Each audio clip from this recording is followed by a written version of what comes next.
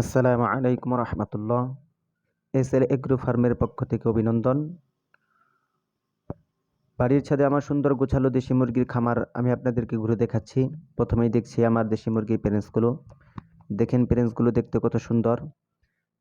দেশি মুরগির প্যারেন্টস আপনারা সঠিক নিয়মে সুন্দরভাবে করতে পারলে দেশি মুরগির প্যারেন্টস থেকে আপনারা কমপক্ষে 50% ডিম পাবেন।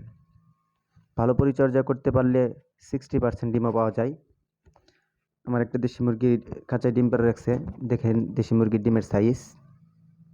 তো আমি আপনাদের এখন থেকে প্রতিনিয়তই দেশি মুরগির বাচ্চা বোর্ডিং, প্যারেন্টস করার নিয়ম, মাংসের মুরগির লালন পালন এবং মাংসের মুরগির দ্রুত ওজন ভিত্তি কিভাবে করতে হয় এ সম্পর্কে প্রতিনিয়ত ভিডিও দিব। চলেন, আমি 100 টাইগার মুরগির বাচ্চা নিছি, এগুলো বোর্ডিং করছি। দেখেন বাচ্চাগুলো কেমন হয়েছে। জীবনে প্রথম দেশি মুরগি থেকে এসে টাইগার মুরগির বাচ্চা বোর্ডিং করলাম।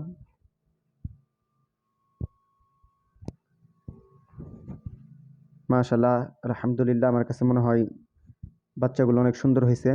যাদের টাইগার মুরগির অভিজ্ঞতা আছে তারা জানাবেন যে বাচ্চাগুলো কেমন হয়েছে। এখন আমি আপনাদেরকে আমার দেশি মুরগির বাচ্চা দেখাবো। চলেন দেখি দেশি মুরগির বাচ্চাগুলো। দেখেন বাচ্চাগুলো কত সুন্দর। এদের বয়স আজকে 22 দিন। বাচ্চাগুলো কত সুন্দর। দেশি মুরগির বাচ্চার রোগ প্রতিরোধ ক্ষমতা অনেক বেশি। দেখেন আমার মাংসের মুরগিগুলো। এখন থেকে আমি আপনাদের প্রতিনিয়তই আমার খামারের আপডেট দিব।